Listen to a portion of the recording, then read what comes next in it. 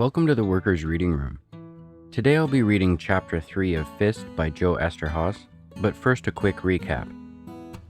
In the previous chapter, we are introduced to Al Dorset, a family man waiting in a soup line and contemplating the dire circumstances his family is in. He, like many folks who lived through the Depression, is a man with little hope and great desperation. We are then brought to the scene of Joe Kovac's funeral reception in the Kovac home. A company man for Baldwin Johnson and two goons show up at the reception and give Mrs. Kovac $100 on the condition that she accepts the lie that Joe died of natural causes and that Baldwin Johnson is not responsible. This infuriates Johnny and he lashes out at Abe. The chapter concludes with Abe Belkin reminiscing about the kind of father Joe Kovac was to him. We are also made aware that Abe's been reading dangerous pinko-red commie propaganda and as a result is becoming class conscious. And now, F.I.S.T, Chapter 3. Lines, lines, lines. The whole goddamn country was one big line. Guys waiting around till their legs gave. And for what? Greasy water, old bread, blank faces, empty words. Johnny had sworn to himself that he would never stand in a line again. Yet here he was, the day after the old man's funeral. Hundreds of saps in front of him, hundreds of saps in the back, waiting around the city of Cleveland's Free Employment Bureau. Not even for a job, just for the chance of getting one. It was nuts. What the hell was he doing here? What chance? With this long line of guys waiting for the same thing? Why was he kidding himself? Still, the old man was dead. He was the man of the house. Who would pay rent? Who would put the food on the table? Abe? Sure, Abe would do it. Maybe that's why he was here. If he didn't do it, Abe would. Good old Abe. He always did what he had to do. The line moved ahead of him, and Johnny could see the men who'd been in the Employment Bureau office upstairs being herded out. There were 4 shifts each day. You waited 2 hours downstairs, then they let you upstairs for an hour. You stood around for the hour and hoped some job would come in over the phone. Some job they thought you could do. Big deal, he told himself. What if you do get something? What the hell is that going to prove? You've washed dishes. You've swept floors. You've worked 3 different kinds of assembly lines. It always ends up the same way and you know it. They push you around. They pay you peanuts for working yourself stiff. Then somebody says something to you. You don't like his tone. You tell him off. They can you. He offered his own defense. Maybe it'll turn out different. At least I haven't sold any apples yet, he grinned to himself. Maybe that's next. Listen, get the hell out of here. Go see Vince Doyle. Wouldn't that feel great? To walk away from here, go over to Vince's place, knock down a few beers, shoot the shit with Jocko. Vince'll find you something. He almost heard himself say, I don't want to do that stuff no more. You want to stand here in line with these guys, Johnny? Is that what you want to do? Look at them. Look how their shoulders sag, the way they keep their eyes down on the ground. You're not like them. You don't belong here. You don't crawl. He remembered his promise to his mother. So what? You've promised her a lot of things. It was different now. How? You need some money? Go see Vince. He's got his own club. Everything's above board. It was bullshit. He could get into trouble. His mother needed him. Forget it then, Johnny. Crawl. The men in front of him moved. He followed them up the stairs to a large, cavernous hall. A thick rope was stretched from post to post at the front of the room. Behind it sat 3 clerks with telephones in front of them. Off to the side, a bored-looking man in a rumpled suit stood behind a microphone. Johnny knew the routine. The man in the rumpled suit was an auctioneer. A telephone rang. The men in the room froze. A clerk picked the phone up, wrote something down on a card, and hung it up. He got up and handed the card to the auctioneer. The auctioneer leaned into the microphone. Nowitzki meets, 2 men, clean up, 5 hours work, 25 cents an hour, clerk number 3. Johnny muscled toward the clerk's desk. It was too late. The clerk already had 4 men picked out, twice the number needed. The boss had to be given a good choice. The 4 men ran from the room with the cards in their hands. A man who hadn't been picked said, Please, they're going to shut off my gas. The room quieted again. The men stared at the telephones. One of them rang. Somebody cheered. "Shut up, goddammit," a man yelled. "He can't hear." The clerk wrote something down again and handed the card to the auctioneer. "The Manor Hotel, 12 men, 5 cents an hour, day's work, garbage detail. Clerk number 1. More men pushed toward the clerk's desk. The rope stretched taut and looked like it was going to snap. "You break the rope," the auctioneer said. "You're getting out of here. All of yous." Johnny watched them. 100 men trying to knock each other down for a job collecting garbage. 100 men yelling, "I got 3 kids, mister," and "I'll do a good job, mister." He moved out of the way and let them squeeze in front of him. "I'm not collecting garbage," he told himself. "I need the money. It's 15 cents an hour, but I'm not collecting anyone's garbage." 30 minutes and 3 calls later, he had battled his way up to the front of the room. He looked at the clock. He knew that if he didn't find something in the next 10 minutes, it would be too late. They would clear him out with these men and bring the next group in.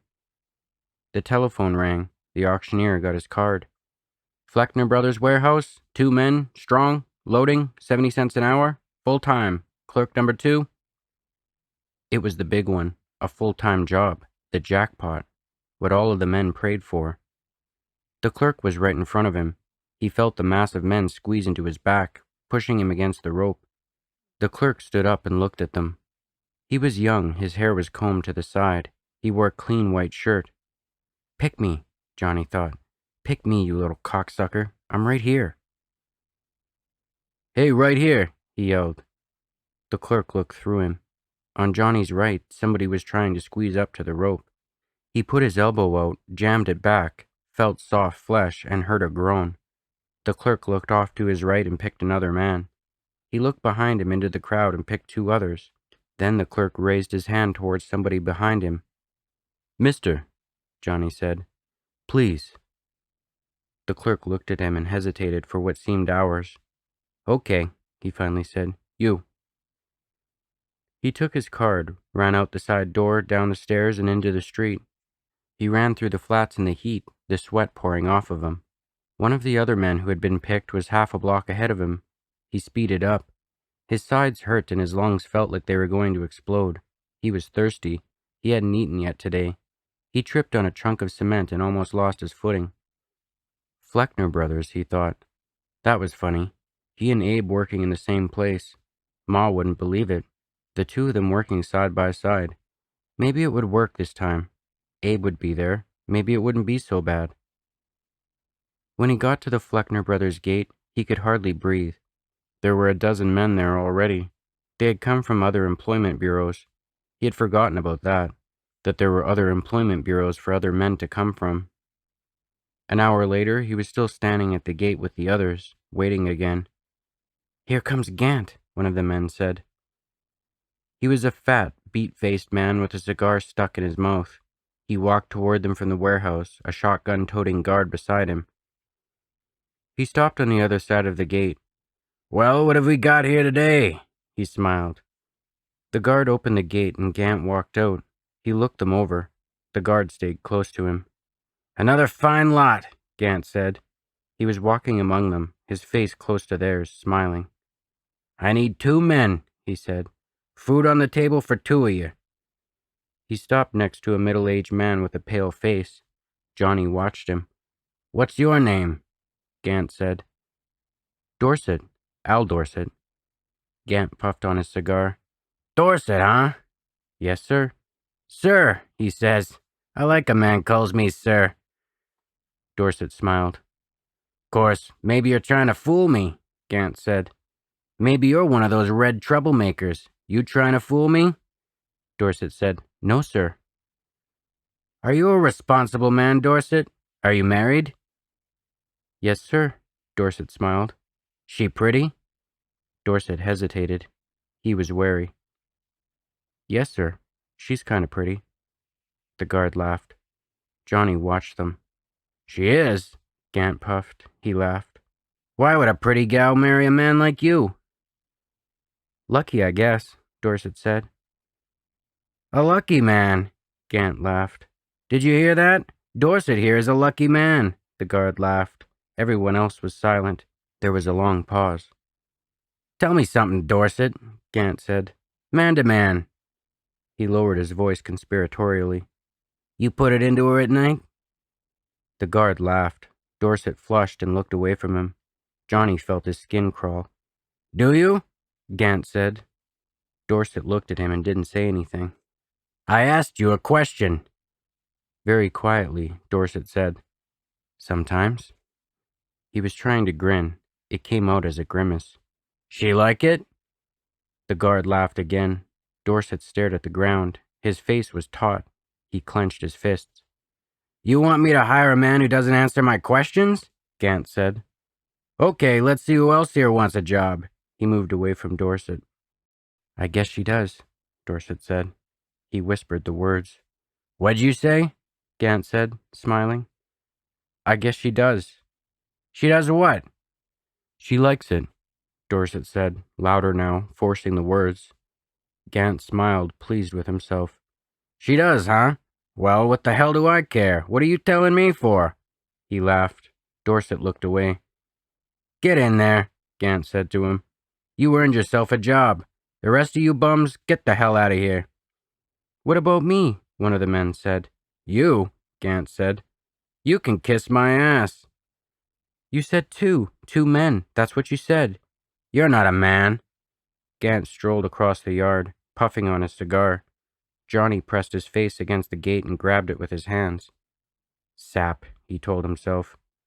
"What did you expect?" Day after day, he kept trying. After 2 weeks, he was still jobless, but he recognized the faces in the lines now, knew many of them by their first names. They knew him, too. He wondered if that meant he was one of them. He got home each night and his mother said, "How it go today, Johnny?" He shrugged and grinned. "Still trying, Ma." She made him something to eat which he didn't feel like eating. He fell into bed exhausted, got up early the next morning, hit the lines, got home that night, and his mother said, "How it go today, Johnny?" He shrugged and grinned, and wondered if this was how the old man had felt going to the mill each day. Discouraged and worn out, he went over to the West Side Market one day to see Mishka. Mishka was like an uncle to him. Even as a kid, whenever he had a problem, it was Mishka he had gone running to. Mishka always understood. He stuck up for him, even against his parents. When his mother insisted that Johnny speak Hungarian at home, it was Mishka who had convinced her. "You gonna send him back to the old country, Ilona?" It was Mishka who had taken him down to League Park every Sunday to see the Indians play. The market was nearly empty this morning, and up ahead he could see Mishka in his undershirt, the leather apron hanging over his belly. He was arguing with a well-dressed woman who reeked of money. "You want orange?" Mishka was saying to her. "I pick orange, my orange. Your orange when you pay. You no pay me yet. You no pay, I pick the orange." "I don't want them then," the woman said haughtily. "You can keep your oranges." "I keep," Mishka said. "Good, fine orange, goodbye." He bowed elaborately. The woman walked away in a huff. "Hey, Mish," Johnny said. He laughed. They hugged. "You, good for nothing," Mishka said. "What the hell you do here?" "How's it going, Mish?" "Wonderful, couldn't be no goddamn better. Big business, big money. I'm getting rich, Johnny, see?" He opened his strongbox. It was empty. Johnny laughed. "Gonna buy me a big mansion in the Shaker Heights, Johnny," Mishka laughed. "Where the hell's Abe? I don't see him no more." "He's working." "Working? All that time he's working? He got no time to see me? Bullshit, Johnny." He laughed. "He's still living above the goddamn butcher?" "Yeah." "A thief, that goddamn butcher. Horse meat and a sausage. A day, the bacon is green." "What are you talking about?" Johnny laughed. "He makes pretty good sausage." "Croat, Johnny. Don't ever trust no Croat. Horse meat and a sausage, they rob you." "They all rob you," Johnny said. "Smart guy," Mishka laughed. "Always smart guy. So, what you doing here, smart guy? You work or you getting into trouble again?" Johnny looked away and fingered the oranges. "I've been looking, Mish. I can't find nothing." "What the hell you mean you can't find nothing, Johnny? Everybody getting rich. Everybody gonna be millionaire. You, me, every goddamn buddy." "Yeah, that's for sure," Johnny said. He paused and cleared his throat. Listen, Mish. He stopped again. You don't need no help loading, packing stuff, do you, Mish? Mishka looked at him. Shit, Johnny. Shit, Johnny. I can't pay nothing. He opened his empty strongbox again. What the hell I'm gonna pay you with? Them? He pointed to the oranges. Johnny laughed. I hear something about down at the Fleckner brothers, Mishka said. You go down there? Yeah, I've been down there. They didn't hire you to run the goddamn place? Johnny grinned. Shit for the birds, Mish. Shit for the birds. He made the rounds again that day, but it was a day like the others. He got nowhere. Late in the afternoon, as he walked home, he saw a group of people in the square in the flats. He heard loud voices he couldn't make out and he walked over. It was only Bella Sabo, standing on top of his soapbox again. Bella Sabo weighed over 300 pounds and had the largest head Johnny had ever seen. He was completely bald. He bellowed all the time and wore the same mud-brown suit each day. He was the Communist Party organizer among the workers in the flats. He was a man who started bellowing the moment he saw more than 5 people standing around. Johnny stood there, watching him, and remembered the day Bella Sabo had come to his house to try to convince the old man to join the Communist Party. The old man listened to it, and he finally said, Enough. We will have some wine. Bella Sabo said he didn't want any wine, and the old man told him he'd either drink the wine or get out. So Bella Sabo drank the wine, and 3 hours later, he was still bellowing, and finally Joe Kovac said, No more, and led him by his brown suit to the door. Johnny stood on the square and listened to Bella Sabo bellowing his big words. He noticed Abe in the crowd, glued to Sabo like he didn't want to miss a single word. He went over to Abe and said, Let's get the hell out of here. I want to hear him, Johnny. Ah, come on. I know it by heart. You want to hear it? I'll give the speech. Abe kept his eyes on Sabo. I want to hear him, Johnny said. Some people booed and catcalled. Sabo bellowed over the noise. Listen to me. You know I don't lie. You know me. Johnny looked at them booing Sabo and laughed. They want to hear him too, he said to Abe. He glanced back at the crowd, and that's when he saw her. She was standing a few 100 feet away from him, at the edge of the crowd. She looked to be about 20. She had blonde hair down to the middle of her back and the whitest skin he had ever seen. Holy shit, he said to Abe. Look at that. She had cheekbones that hung way out, a nose that perked up at the tip, and big emerald green eyes. She was tall and had the best legs he had ever seen. From what he could see, there was an awful lot more inside her simple dress. I'm trying to listen to Sabo, Abe said. Johnny kept his eyes on the girl. Sabo, he heard dimly, was trying to overcome the rising jeers of the crowd. Who the hell is she? Johnny said. Will you cut it out? Abe said. Look at her, will you? Just look at her. Who? He grabbed Abe's neck and twisted it. There, you dummy. There. Abe looked at her. I've never seen her before, he said. He turned back to Sabo. Sabo kept bellowing. I live down here in the flats with you. And how do we live? Look at you. Johnny kept looking at the girl. Knock the Bolsheviki down, someone said, and suddenly the girl yelled, It's a free country. Let him talk. Tell him, Anna, a woman near her yelled. Johnny laughed. What the hell? He couldn't resist. She was the prettiest girl he had ever seen. Yeah, he yelled. Let him talk like Anna says. Abe turned to him. What are you pulling, Johnny? Johnny kept his eyes on the girl and grinned. She looked at him, saw him grinning at her, and looked angrily away. Abe watched them. Jesus Christ, Johnny, he said. And when they let us get jobs, Sabo bellowed, his 300 pounds jiggling and shaking. What do they pay? Nothing. Serf wages. Serf wages, Johnny yelled. He kept looking at her. Serf wages. We don't want no Reds here, a man near the girl yelled at Sabo. You got no right to stop 'em, the girl said. It's a free country, ain't it, Anna? Johnny yelled. He kept grinning at her. Shut up, sister, the man said to her. You don't know what you're... He pushed her. The girl pushed him back. Don't you push me, she said angrily. Johnny drove through the crowd. He stood between them. Don't you push Anna, he said to the man. He still had the grin on his face. Her green eyes flashed. Stay out of this, you, she said to Johnny. She tried to push him away. What are you pushing me for? Johnny said, laughing now. The girl had a pretty mouth. He wanted to kiss her. I'm trying to help you. I didn't ask you to help me, she said, and at that moment the man she was arguing with slapped him in the face. Johnny swung at him, missed, and hit someone else. He was laughing. He couldn't control himself. A dozen people were suddenly swinging at each other aimlessly. Johnny stood there, swinging away, watching the girl, laughing. Abe heard the sirens, raced into the middle of the fray, dodging blows, and grabbed him. The cops, Johnny, come on, we gotta get out of here. I thought you wanted to stay, Johnny grinned. Abe pulled him away toward an alley. He went reluctantly and looked back. The girl was still yelling at someone. Hey, Anna, he shouted, laughing. I want to talk politics with you, Anna. The sirens were growing closer and they ran down the alleys until they found themselves on the riverbank, behind a shipping terminal. Johnny was still laughing. Did you see her, Abe? Wouldn't you love to? Abe looked at him angrily. You caused the whole thing. Sabo's probably going to go to jail for inciting a riot. Johnny laughed. What the hell you so upset about? He's been there before. Abe shook his head and finally grinned. Asshole, he said. Johnny walked down to the river. Look at this shit, he said. It really is dirty. He paused. Remember when we were kids? The old man made us those carts? We came down here and raced them all the time? Abe smiled. You got pissed off the only time I beat you. Johnny laughed. What are you talking about? You did. You got all pissed off. You never beat me. I did too. I beat you fair and square. You wanted to deck me. Bullshit, Johnny laughed.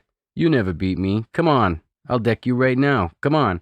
He faked a couple of punches at Abe's face, then grabbed Abe in a hammerlock and, laughing, swung him around. Who's the asshole? Johnny said. They laughed and he released his hold. Abe walked down to the river and after a pause he said, You find anything yet? Johnny looked away from him. Huh? Did you? Nah, Johnny said. Nothing. I've been out every day. Abe nodded. I talked to Gant, he said, down at the warehouse. That bastard? I saw him take this guy, asked him about his wife, busted him into little pieces. If you want it, Abe said, I can get you on. Johnny stared at him. How you gonna do that? Abe walked a few steps away from him.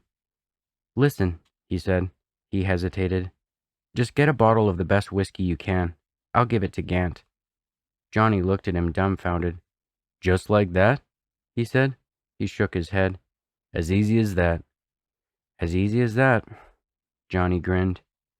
Anything else? He said. His voice was getting louder. I gotta mow his lawn Saturdays, shine his goddamn shoes. Huh, Abe? Anything else? Nothing else, Abe said. I gotta go, Johnny. He looked at him.